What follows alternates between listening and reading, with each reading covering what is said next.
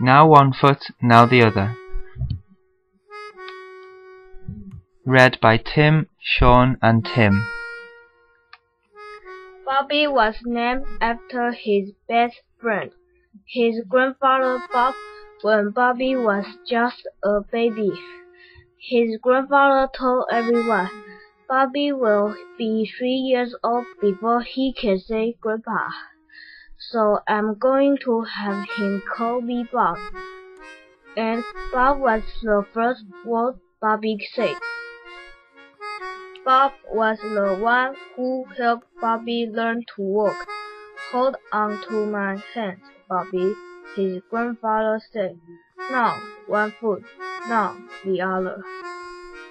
One of the best things Bob and Bobby did was to play with the old wooden blocks that were kept on a shelf in the small sewing room under the front stairs. The blocks had letters on 2 sides, numbers on 2 sides, and pictures of animals and other things on the last 2 sides. Bob and Bobby will slowly, very slowly pull the block one on top of the other, building a tall tower. There were 30 blocks. Sometimes the tower will fall down when only half the blocks were piled up. Sometimes the tower would be almost finished. Sometimes the tower would be almost finished. Just one more block, Bob would say, and that's the elephant block, Bobby would say, and they would carefully put the elephant block on the very top. But Bob would sneeze and the tower would fall down. Bobby would laugh and laugh. Elephants always make you sneeze, Bob, Bobby would say. We'll just have to try the next time, his grandfather would say. Then Bob would sit Bobby on his knee and tell him stories. Bob, tell me the story about how you taught me to walk, Bobby would say. And his grandfather would tell Bobby how he held Bobby's hands and said, Now one foot, now the other. And before you knew it. And his grandfather would tell Bobby how he held Bobby's hands and said, Now one foot, now the other, and before you knew it. On Bobby's 5th birthday, Bob and he had a special day. They went to the amusement park. They rode a roller coaster, ate hot dogs and ice cream. They had their picture taken in a machine, and they sang and made a phonograph record. And when it got dark, they watched the fireworks. On the way home, Bob told Bobby stories. Now, tell me the story about how you taught me to walk, Bobby said, and Bob did. Not long after Bobby's birthday, his grandfather got very sick. Bobby came home and his grandfather wasn't there. Bobby's in the hospital. Dad told Bobby he has what is called a stroke. I want to go see him, Bobby said. You can't, honey, Mom told him. Right now, Bob's too sick to see anyone. He can't move his arms and legs, and he can't talk. The doctor's not sure if he knows who anyone is. We'll just have to wait and hope Bob gets better. Bobby didn't know what to do. He didn't want to eat. He had a hard time going to sleep at night. Bob just had to get better. Months and months and months went by. Bob was still in a hospital. Bobby missed his grandfather. One day when Bobby came home from school, his father told him that Bobby was coming home. No, Bobby, Dad said. Bob is still very sick. He can't move or talk.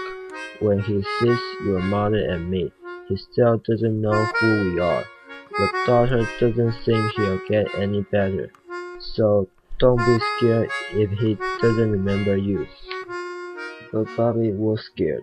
His grandfather didn't remember him. He just lay in bed. And when Dad carried him, Bob stayed in a chair, but he didn't talk or even move.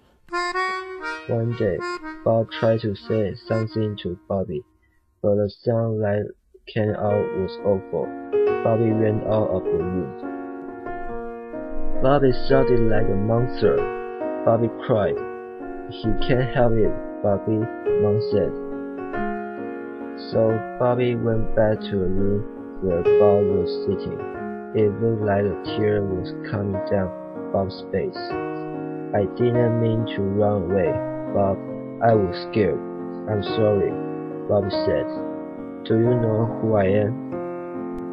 Bobby thought he saw Bob blink his eyes. Mom, Bob called. Bob knows who I am. Oh, Bobby, Mom said. You're just going to upset yourself. Your grandfather doesn't recognize any of us. But Bobby knew better. He ran to a small sewing room. On the front stairs, he took the blocks off the shelf and ran back to where Bob was sitting. Bob's mouth made a small smile. Bobby began to build a tower. Bobby began to build the tower. Halfway, almost to the top. Only one block left. Okay, Bob, said Bobby. Now the elephant block. And Bob made a strange noise that sounded like a sneeze. The blocks fell down and Bob smiled and moved his fingers up and down. Bobby laughed and laughed. Now he knew that Bob would get better. And Bob did. Slowly, he began to talk a little.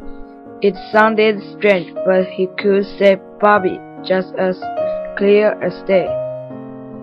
Bob began to move his fingers and then his hands. Bobby still helped to feed his grandfather, but one day Bob could almost hold a spoon by himself, but he still couldn't walk.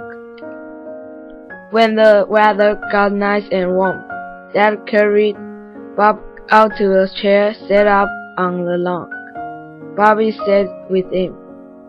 Bob said, "Story." So Bobby told Bob some story. Then Bob stood up very slowly. "You, me, walk," said Bob. Bobby knew exactly what Bob wanted to do. Bobby stood in front of Bob and let Bob lean on his shoulders. "Okay, Bob, now one foot." Bob moved one foot. Now the other foot. Bob moved the other. By the end of the summer, Bob and Bobby could walk to the end of the lawn, and Bob could talk better and better each day. On Bobby's 6th birthday, Bobby got the blocks. Slowly, he built up the tower. Only one block to go. "Here, elephant block," Bob said. Bobby put it on top. Bob sneezed. "Elephants always make you sneeze, Bob," Bobby said. "We'll just have to try the next time. Now tell me some stories." Bob did. Then Bob said, "Bobby, tell story how you teach Bob to walk." "Well, Bob, you leaned on my shoulders, and then I said, 'Now one foot, now the other,' and before you knew it." The end.